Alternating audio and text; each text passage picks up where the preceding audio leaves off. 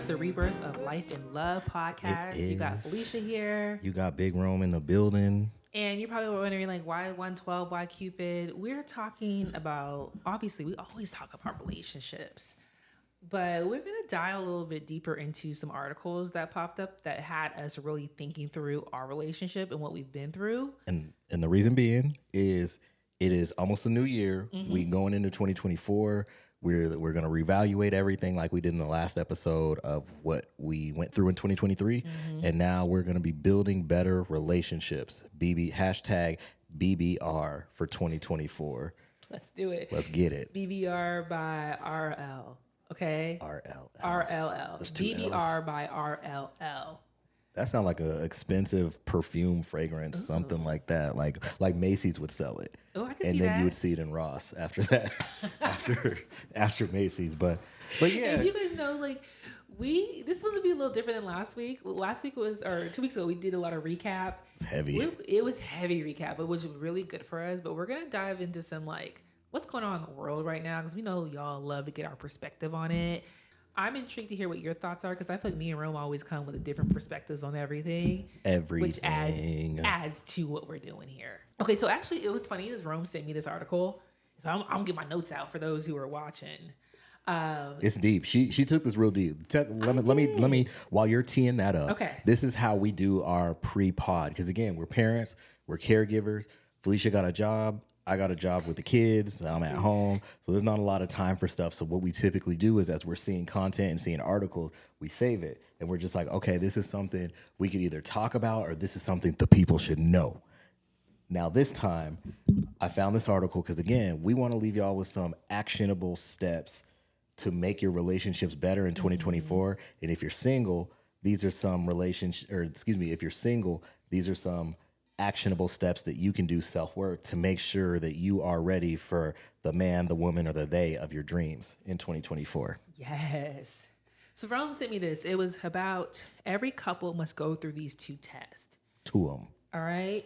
And it's about how your partner responds in a fight and how your partner responds to good news. And we're not talking about a fight like putting the gloves on and No. like somebody swinging. We talk about an argument. This ain't no Blueface. I feel like they be Okay, fighting. yeah, No. we're not mentioning them on this broadcast. This is disagreement or argument, okay? And when you sent it to me, I remember just seeing the headline. I was like, in my head, what would 2 tests be? And how you respond to good news wasn't something that I initially thought about. Well, the first one, I know we don't want to jump there yet, but like the first one made a lot of sense. The first one would have been the one that I thought of, but I think the second test might have been, see, again, this is my pessimistic mind, because it's like actually how you handle failure, which again is kind of along the lines of the first one too. That's what I thought too. I thought, yeah, how you respond in an argument, but how you respond to failure, how you overcome hardships in your relationship, because there's that fight or flight. Yep. And so I think that's a test, is when you get through a really tricky time with your partner, will they fight for you in the situation, or will they flight and say, I'm not willing to deal with this hard time. It's easy for me to cut my losses. It's easy for me to run. And I didn't mean to laugh, but like my life was like somebody flighting. And that's why it's like funny to me to hear the fight or flight, because like some people, the first opportunity of an argument, see that door or see that window and climb right out in the middle of the night, and ain't shame. No, yeah. And I also feel like it's a lot about upbringing, because if in your upbringing you were taught that disagreements aren't okay, that it's I think for me, there's a little bit of people pleasing. So you would think in an argument or disagreement, I'm like, oh, I don't want to upset you. And that's what I kind of brought into like my adulthood, and I've had to overcome that. And now I'm very much like solution based. Like, we have to have, like, we're not going to agree on everything, because I did not pick a partner who was a duplicate of me. I didn't want that. I could have found someone who enjoyed everything that I did and was just like me, but like I don't think that was what I needed, and vice versa. So by finding someone who is almost opposite and brings out a different side of me, meant you got to get ready to have to hold your own in some arguments or disagreements, because they don't see things how you see them. Well, it's yin and yang. It's the typical Gemini argument, right? I mean, Right. it's I just see both sides. there's different sides, and you have to be willing to understand different sides. And then that other person, you know, depending on their upbringing, like you said, maybe all they know is conflict and defensiveness, and Yes. so that's all they reciprocate back, or that's Right. all they get. They throw back when it's like, nah, both of you need to just stop and listen. Yes. And that's a skill that takes time to learn. And you have to go through an argument to realize, ooh, this is toxic. This ain't healthy. We're not finding the best way to move forward. So in the article, and then we'll link the article in the description notes. What it says is that arguments and communication issues are the top reasons why relationships end. And so in an argument, it's not just about the topic, and it's not just about the way someone responds. It's like that combined issue.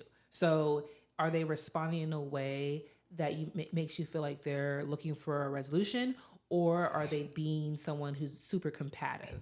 Yeah. Yeah.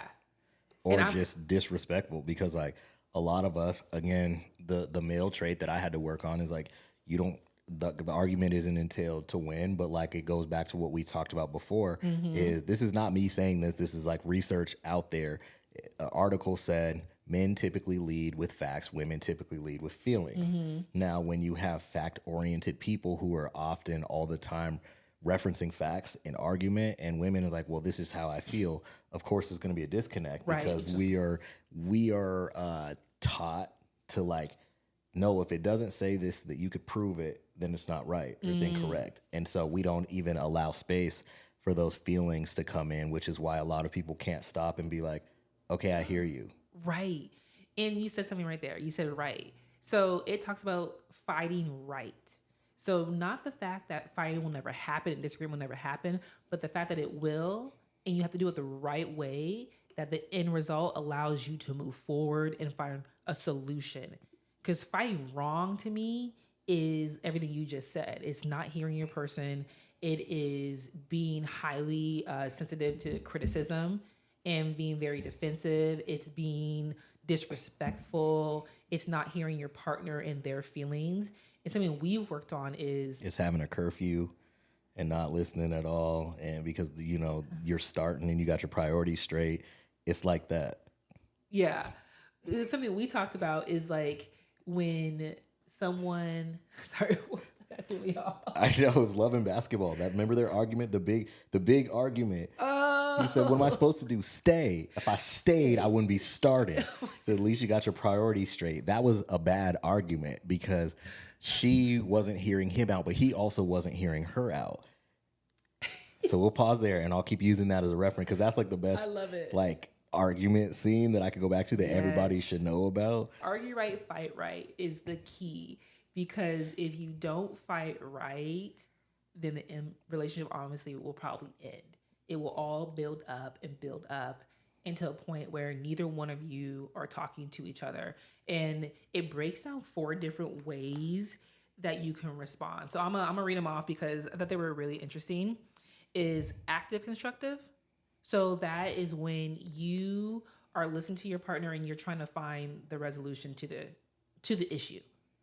There is passive constructive, where it's you don't even really talk about solution. Like you kind of act like everything's okay. There's a little bit of resentment there starting to bubble up, but you kind of just sweep it under the carpet, or the rug, I should say. I took the to Burger King. On the other end, at least she had time for me. Ooh. You see, it's this. Yes. It's this right way, wrong way. And again, I'm gonna keep referencing this movie because they show you perfectly, once you grow up and once you actually hear the person out, what happens. That's, I feel like a lot of people want relationships like Quincy and Monica, and literally like you just get to different stages, or you just don't understand that like you just don't understand the value of someone else's opinion, so you're very egocentric in that.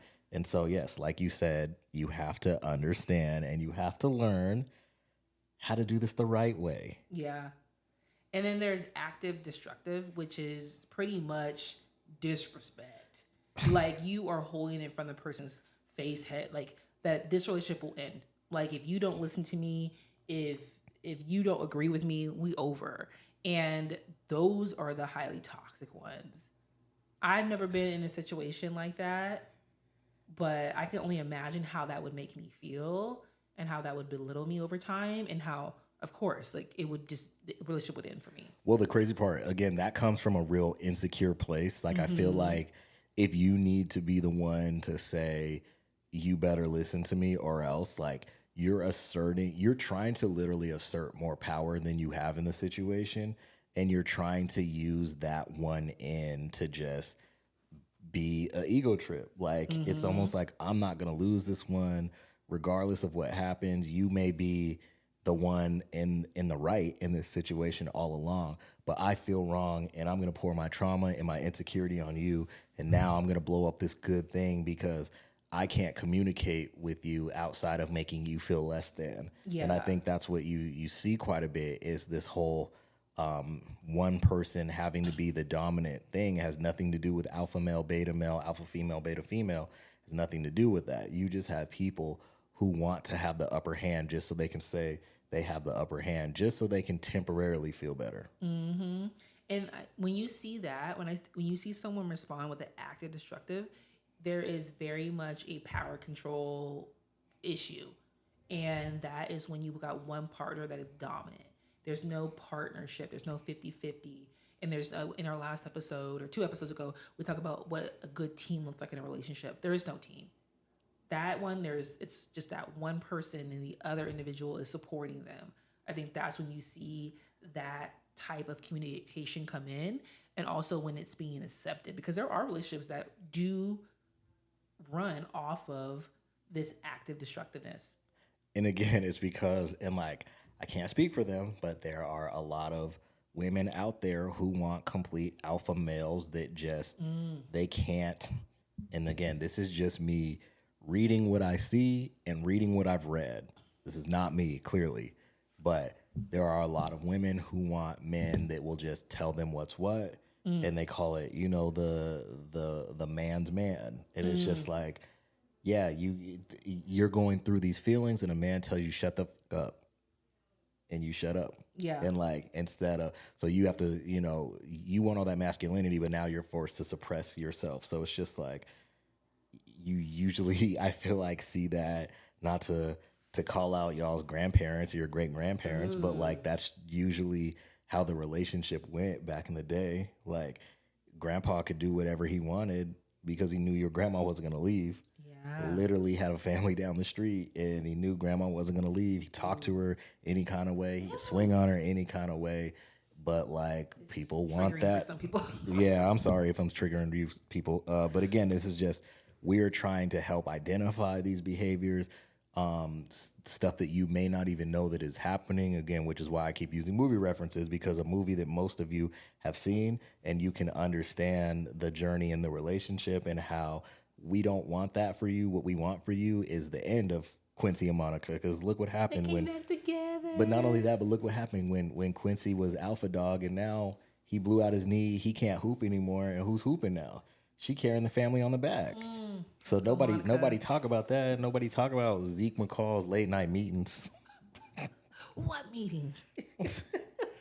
I was gonna say that's the what do you call it, the destructive. That is the destructive arguments where she's just like, "Can I get one night?" Right, but also he gaslit her. Like, He gassed. y'all, that's a whole other story. But the last one is passive destructive, and so that is when you ignore your partner, you ignore the issue, and you kind of just think the solution will happen on its own, but there's no active support in it and trying to move forward in the argument. So that one's just as bad, but it's just like one is silent and one is very vocal. Yeah, one's silent, one's vocal, and you just add space between your relationship. There was a sermon, and again, not to get religious on y'all, but there was a sermon that I listened to recently of big famous church, online pastor, a lot of people know, young cat, and the sermon was talking about how the devil gets in a lot of relationships based off like the company you keep. And basically what it's talking about is, you listen to and this sounds so old, and I apologize, but like you listen to all these rap songs and you want to talk and be like these rappers, and so like with that comes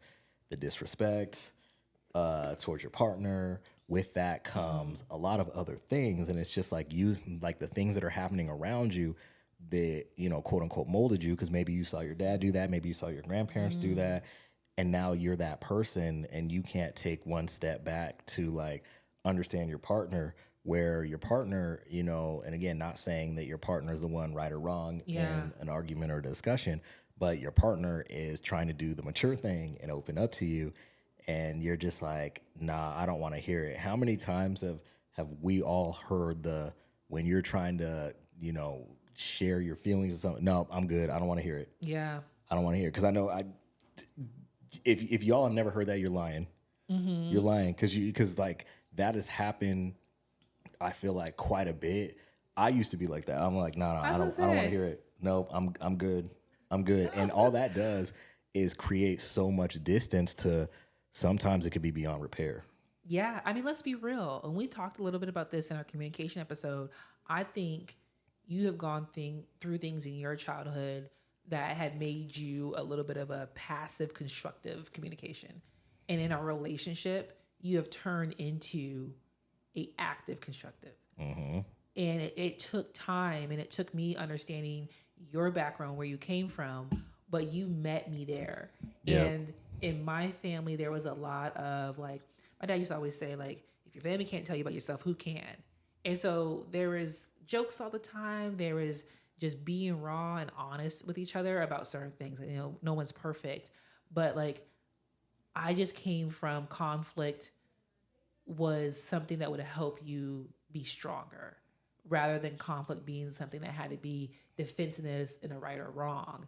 And so I feel like too, when you're talking to your partner, guys, there is a way to move someone from passive destructive or passive constructive to active. You can get someone to a different level of communication that works for your relationship, if they want to do the work, if they care about your relationship. Because if that is the goal, if your end goal is to be with each other, it is to be successful and thrive and strive for new things, then they need to meet you in a way where you both feel healthy and good about each other. Yep. If they're not in it to win it and not in it for the long run, then they will show you that they're not going to change. But I feel like that comes with age, because again, like a lot of young men don't know what they don't know.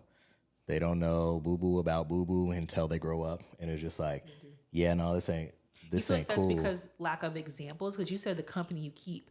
I feel like as a child, your family is the company you keep.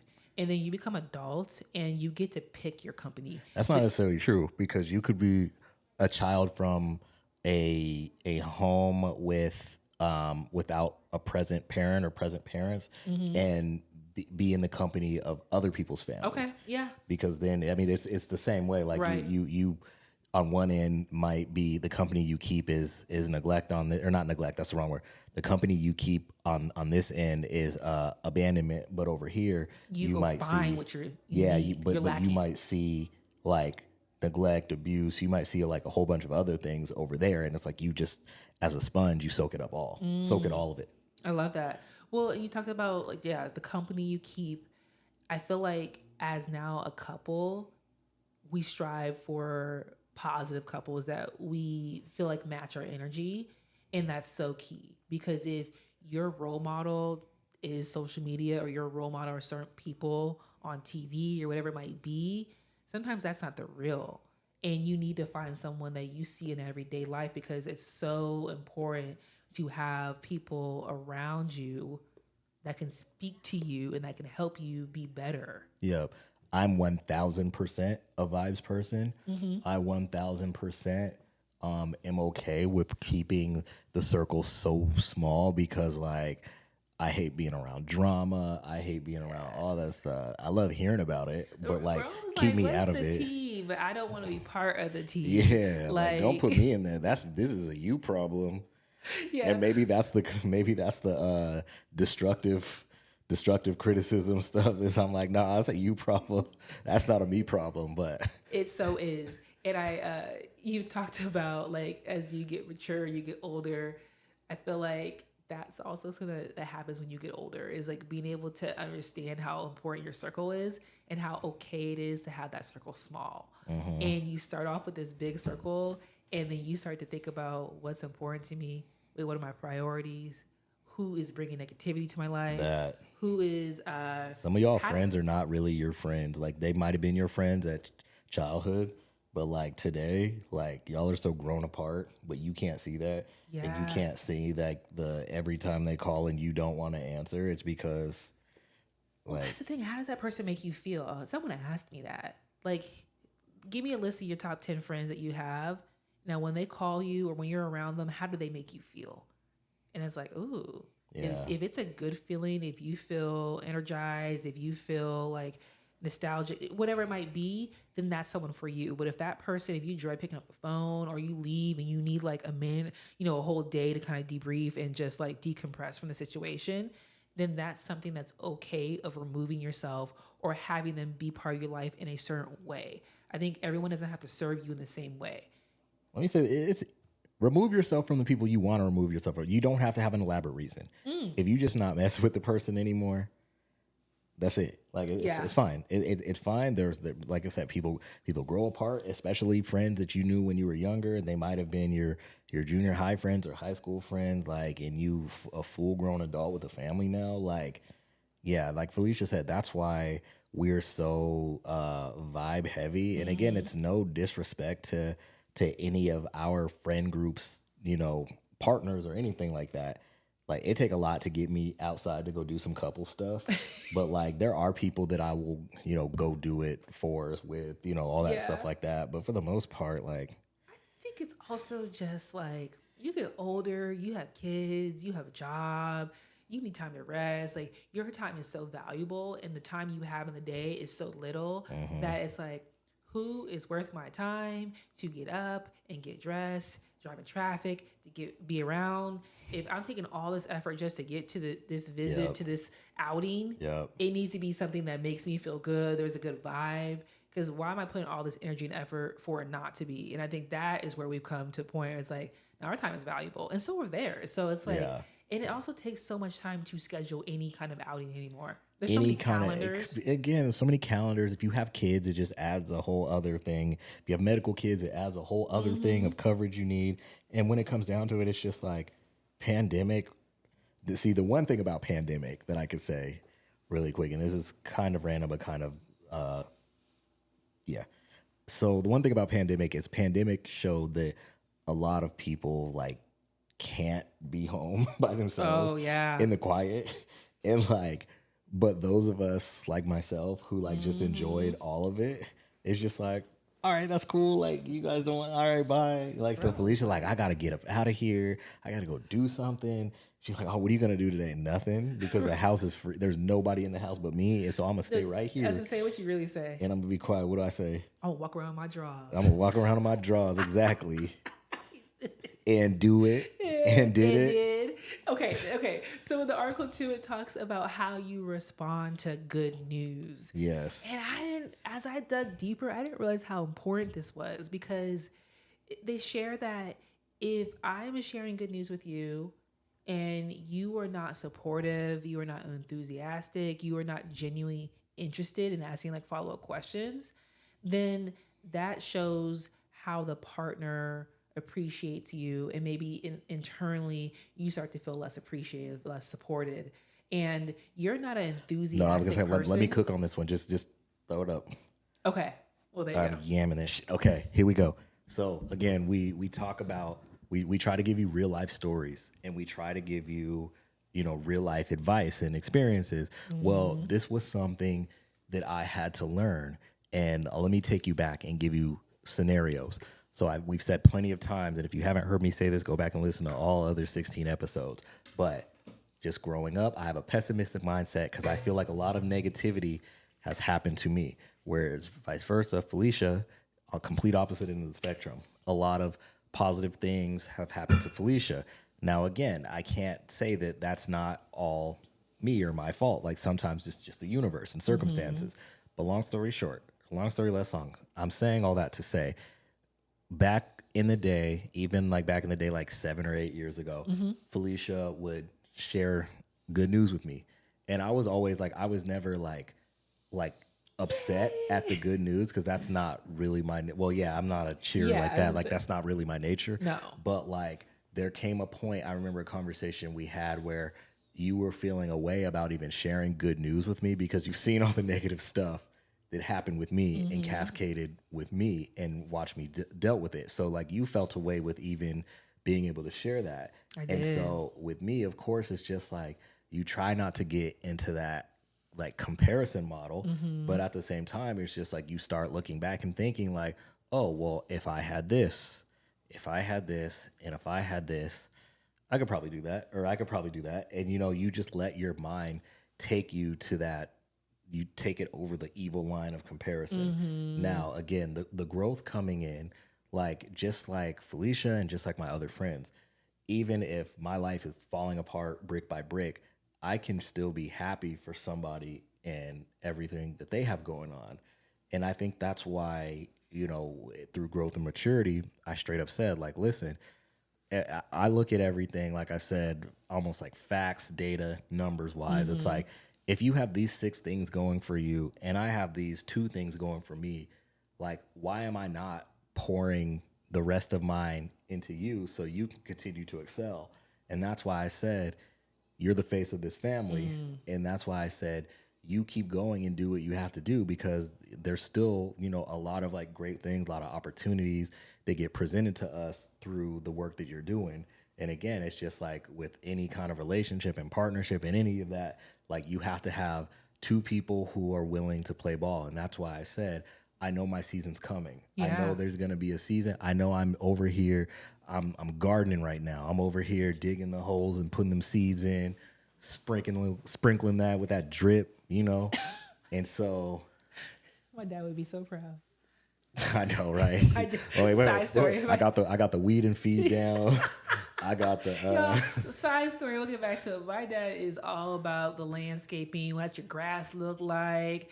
Every time he comes here, he mows our lawn. He'd be mad too. Yes, He'd be like, you didn't put no weed and feed down. So that's like our inside joke of. So as he's talking about, you know, digging up the dirt and, you know, really planting the seeds, I'm like, he'd be so proud, y'all. Yeah. But that is growth, and that is so true, because it was hard early in our relationship to tell you good things, not because I didn't think you were happy, but I was trying to be conscious of how it was making you feel. Right. Like you have 10 things to share, and I like never have anything good to share. Like, oh, I'm here. Because it can be super insensitive to come home and like, this happened for me. And you're like, I'm over here trying to find a job and over this. Yeah. And so once you share that vocally of like, no, like I can be happy for you and understand that my time is coming, or that good things will happen for me as well, or that when something happens for you, it's a win for me too. And so when you change that mindset to realize that your partner's wins are yours, it allowed us to celebrate together. Because before it was very solo and siloed, that I was happy for something that I did. And so I would have to find a way, to me, is to bring it back to how it's a win for us. And for a great example is like me coming home and sharing that, you know, I got a promotion and they were looking at making me like a senior director, and here you are, I'm laid off. And right. It's like, oh, like supplementing jobs. Yeah, but you were like, nah, this is good for us. Like, hey, this is a win. Yeah. And even early on, like you talked about circumstances. I do believe that circumstances have helped me in a way to achieve what I've been through and, you know, what I've been able to accomplish. No, there's no doubt this happens. Like, yeah. Statistically, there's no doubt just with infrastructure. And again, that's not a bad thing. Well, let's kind of break it down. Like, you kind of said this or that. Do you care if I elaborate? No. And then you say if this happened and this happened. So some examples are a 2-parent home. Yes. Like, and you had that, but like my parents have been married for almost 50 years, and you have seen divorce, and so that has been something obviously that's going to be hard on a young child growing up, is to have the divorce happen at such a young age. Let's take it like this. Let me piggyback off.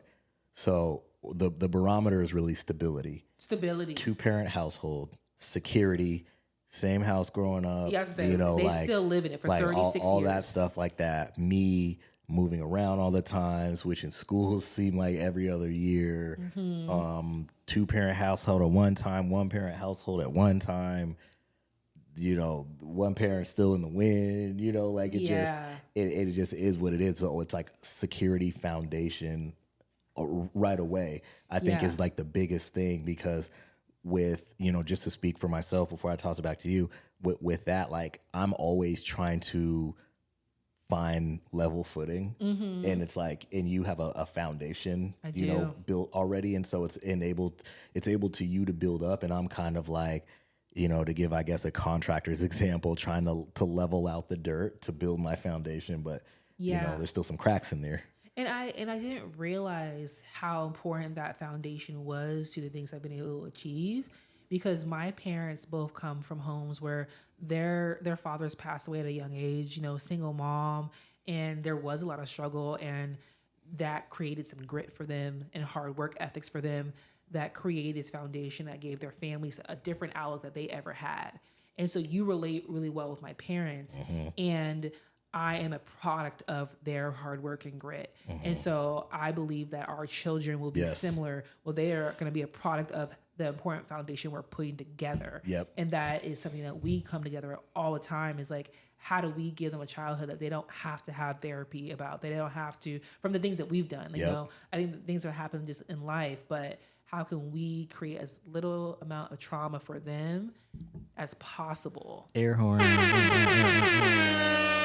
And I also think that these two things, how we respond in a fight and a disagreement, and how we respond to good news, is a reflection is something that is an example that our kids get to see. Yep. And that will help them, because this is part of the foundation. If they see us being able to resolve issues, if they see us having a solid tone and not yelling, then they will realize mom and dad had conflict and mom and dad got through it. So now Yeah. it's okay to share with dad, hey, what you did made me upset.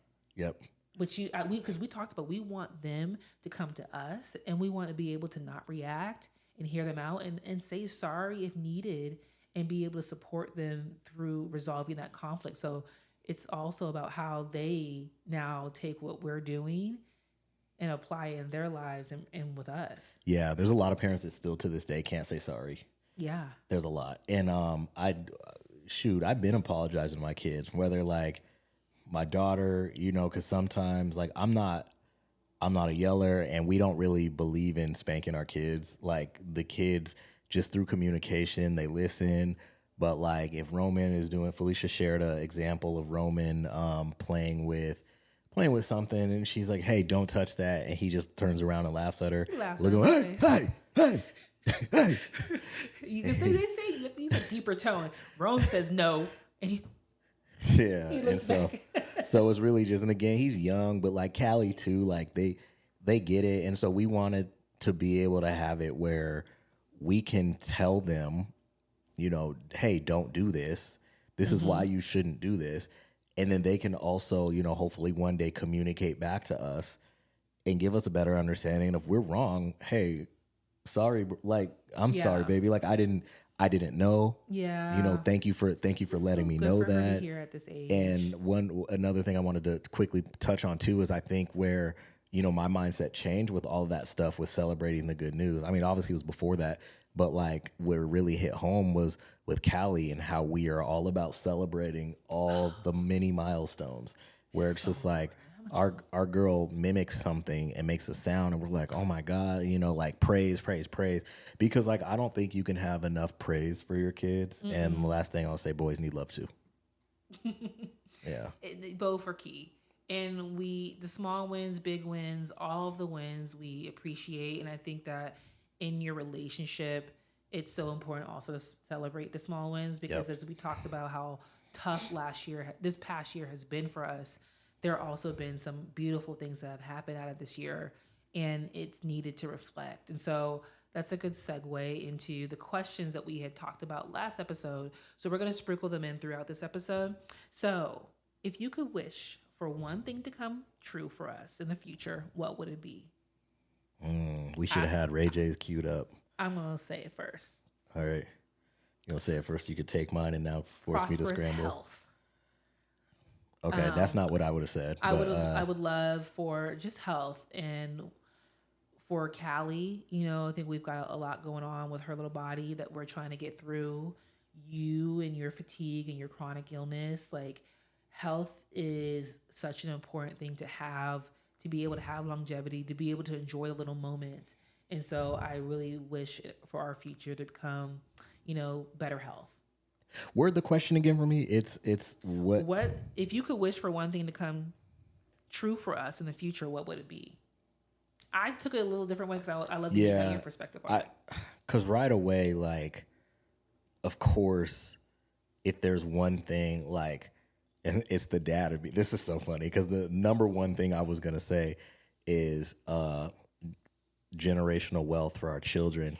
Because again, you went right to the feeling based things, and I went right to the fact of, okay, our kid, one child has a disability, which is going to cost X amount, which is a 50% chance that she could pass it down to her children, which then, we know how expensive it is for this hospital journey and just spending 5 months in the hospital, and let alone all this medicine and stuff like that. So it's just like, how can we better support them, but also to give them the true sense of wealth to where like they can make their own financial decisions, and they can decide if they want to carry on with the family's media legacy or if they want to do whatever they want to do. But essentially we're going to be rooted in giving. So like we're going to really show them that yes, we are built this generational wealth.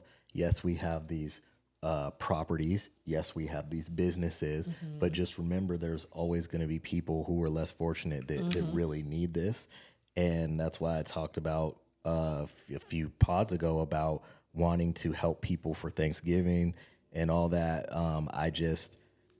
I could see us, just in the future, doing a lot of philanthropic stuff. Oh yeah, we already have some plans. Stuff. Once the kids get a little older. Yeah.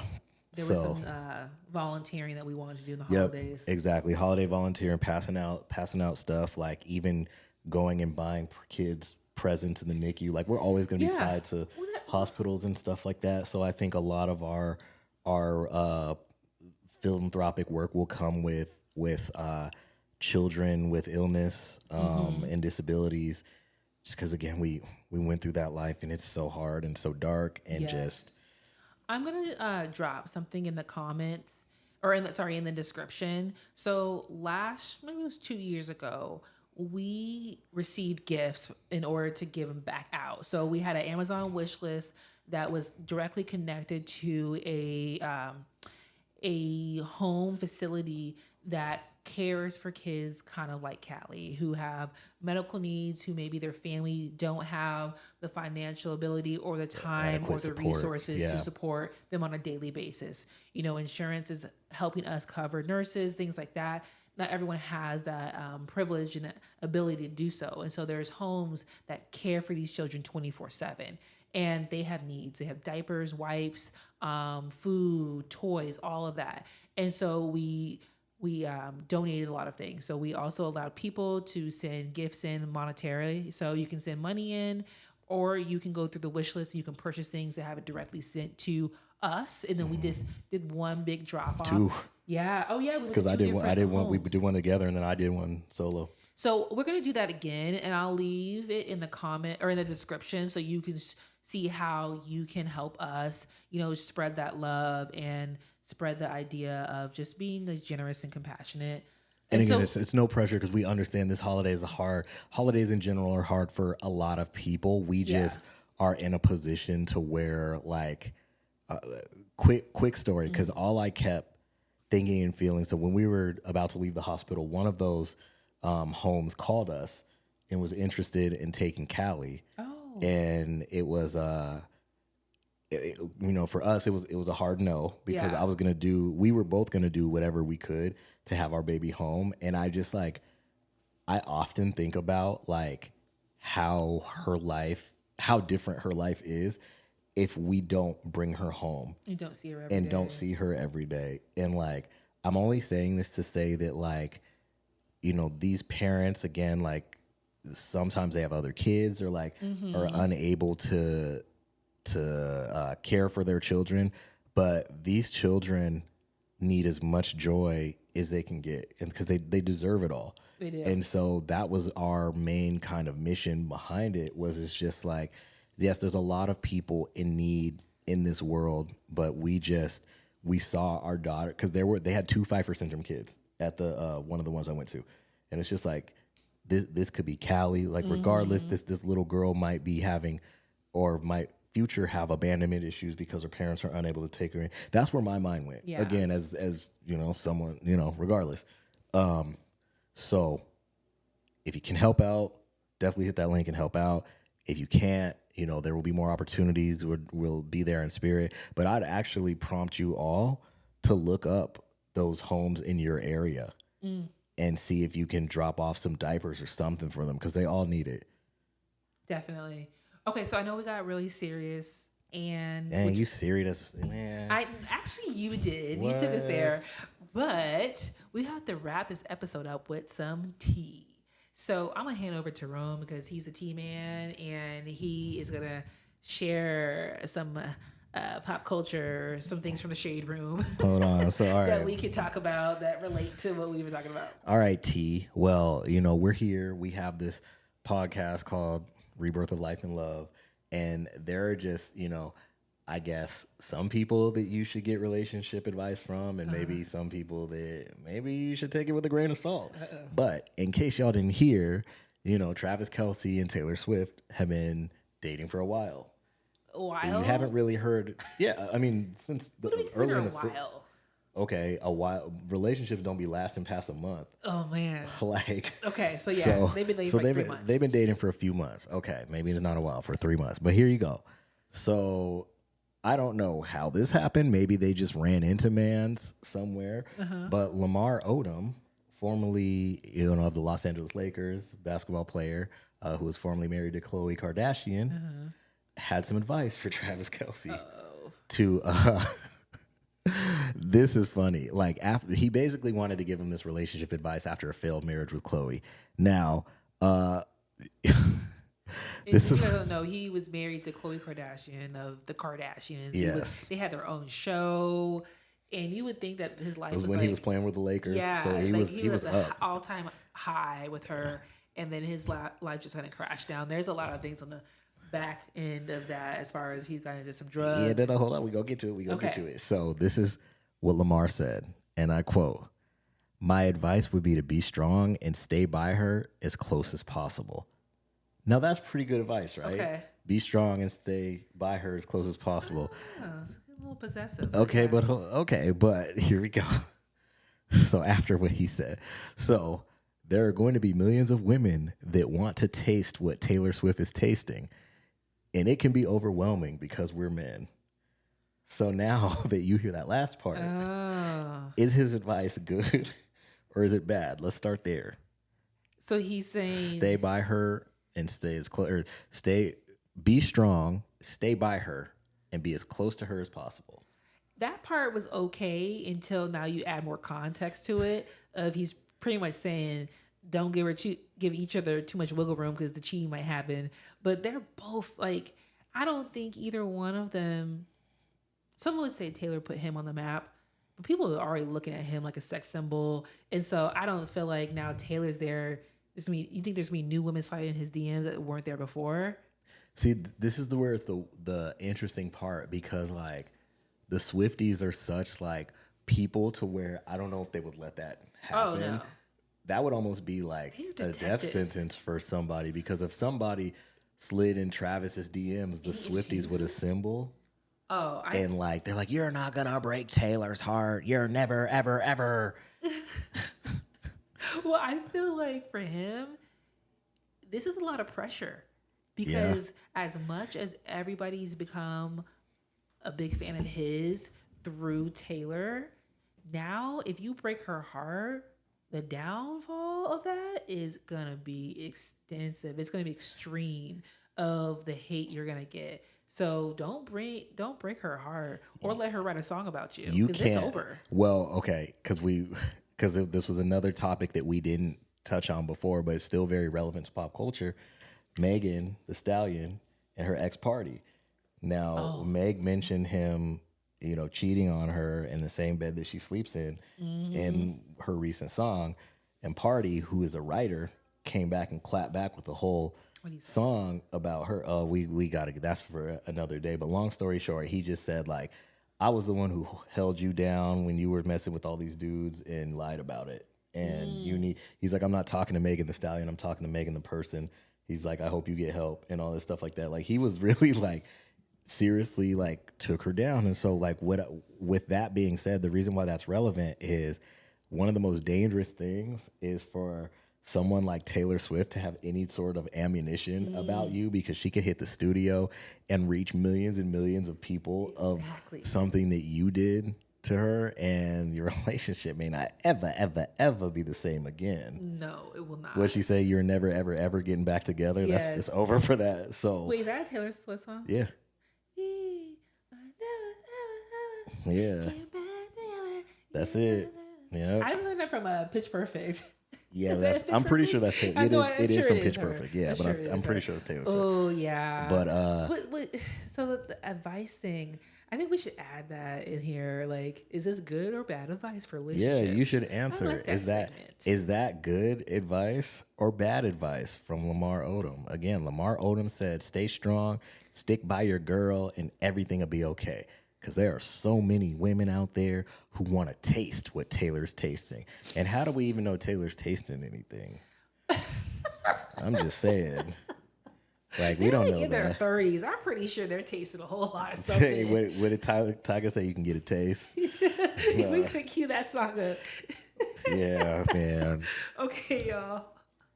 If you enjoyed this episode, go ahead and subscribe to the podcast, RL Podcast on YouTube, RL Podcast on Instagram. Follow myself and Rome on Instagram as well. And even if you didn't enjoy this episode, follow and do all those things and go watch the episode, because even if this episode wasn't hitting for you, it's some stuff you need to know for the next year. Share it, okay? And we'll be back with episode 18. 18. And that will be the last one of the year. Before we flow into 2024. Yeah. So we got y'all.